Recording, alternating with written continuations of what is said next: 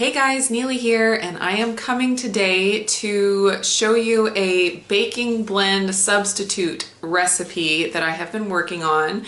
I know a lot of people love the THM baking blend, and I am one of those people, and I have bought it off of the website, but I did want to come up with an alternative to use in the recipes if I don't have the baking blend or can't afford it for a specific month, or if I just have the ingredients lying around for a substitute. I want to be able to have options so that I can substitute when I need to and when I don't have baking blend on hand. I have been working on this substitute for a little while, and I think it's very close as far as the nutrition facts, and the ingredients are exactly the same as what's on the ingredients on the baking blend. Basically what I did is I took all of the ingredients that are listed on the back of the baking blend, and I took the nutrition facts from the baking blend, and I just put together all the ingredients in different ratios and just kept working with it and working with it until I got as close to the same nutrition facts as the baking blend as I could. We have a guest star that wanted to be on camera. So what I ended up with is a blend that for the 1/4 of a cup serving, which is 24 grams, same as the baking blend. It has the exact same number of calories as the baking blend, it has the exact same fat grams, and it has the exact same protein grams. The only difference is the fiber grams, and honestly I cannot figure out how they got the fiber grams to be so high on the baking blend without changing the serving size. Because I could add more oat fiber that's 0 calories, 0 fat, and 0 protein and up the fiber, but then that's gonna up the serving size, and it's going to be more than 24 grams to get the right serving size. So honestly, I don't know how they did that, and it could just be the nutrition information of like the coconut flour and the almond flour that I used is just a little bit different than what they used. So I got it as close as I possibly could. What I'm gonna do now is put up here on the screen the ingredients and the amounts, the ratios that I did for the different ingredients. You can see all these ingredients on the back of the baking blend package, but I used almond flour, and this is Bob's Red Mill brand. I used oat fiber, and this is the THM brand. That is the cheapest I have found oat fiber. I used milled golden flax seed, Bob's Red Mill brand coconut flour, and glucomannan, and this was the Now brand glucomannan. And this is the finished product. I am going to go ahead, I have a little bit of my THM baking blend that I bought left, and I'm gonna go ahead and make the Swiss bread recipe, which I've made before and I really like with the baking blend, but I'm gonna also make it with my blend and see how they compare as a finished product. I just wanted to show you real quick the difference in how the two blends look. They actually look really, really similar, so I think I'm pretty close. This is my blend there, and then this is the THM blend.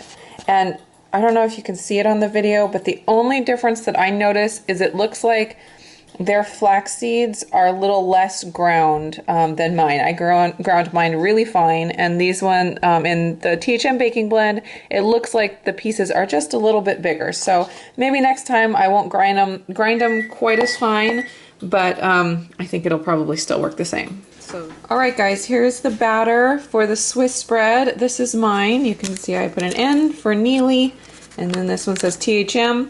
So far the batter looks exactly the same, so I am fairly confident these are going to be very comparable when they're finished. So I'm just about to pop them in the oven. Oh, and this recipe for the Swiss bread is available for free on the THM YouTube channel, so I will link to their video for the recipe there if you're interested in making it. And it's also in the THM cookbook, see right there.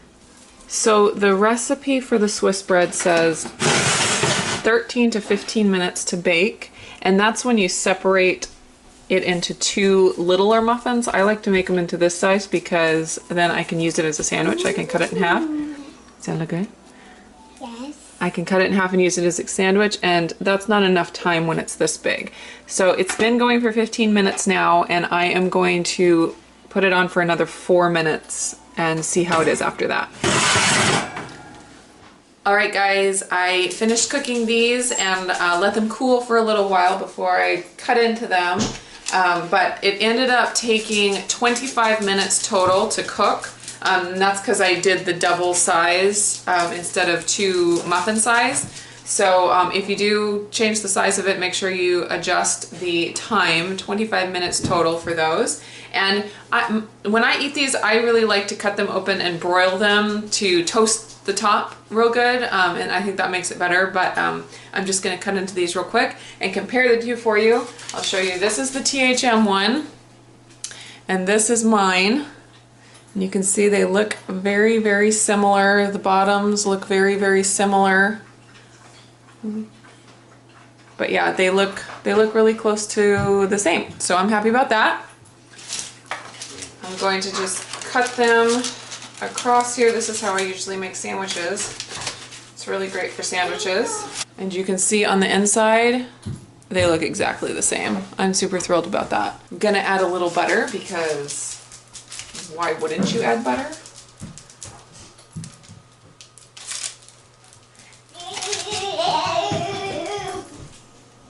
I'm gonna taste the THM first.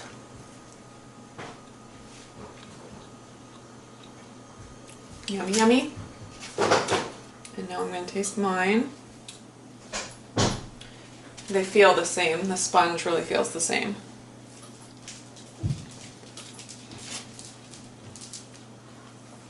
They taste the same. Guys, I'm really excited about this. I really could taste no difference in the texture or the flavor, so I think this is a 2 thumbs up baking blend substitution. All right, guys, here is my big jar of baking blend that I just made, and my recipe makes a little over a pound. So I did want to give you a quick price breakdown of how much this costs compared to how much buying it on at the THM store cost. And so I tallied up all the numbers, and the numbers are going to vary greatly depending on where you are and what the different ingredients cost for you. So this is just to give you an idea. I basically tried to find the ingredients as cheap as I could possibly get them and used those prices and figured out how much of each individual thing I was putting into the recipe, and then I broke down the price, and then I figured out exactly how much it cost per pound. So the cost of 1 pound of baking blend for the cheapest that I could find it was $6.25. Now, the baking blend on the THM store costs $7.99 per pound. So it's only about $1.75 savings per pound. So it's really not that huge of a savings making it yourself. So a lot of people will want to just have the convenience of being able to order the blend and not have to go through all the work of making it, and that's totally fine. I think that small amount, $1.75 per pound extra, is not that big of a deal when you consider the convenience. But I know a lot of people, you know, want to pinch pennies wherever they can.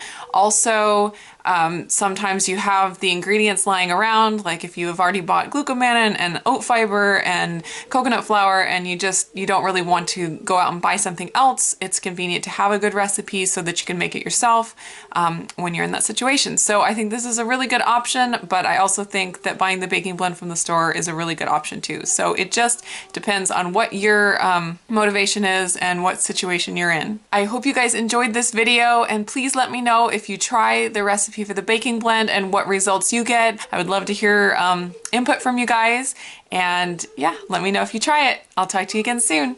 Bye.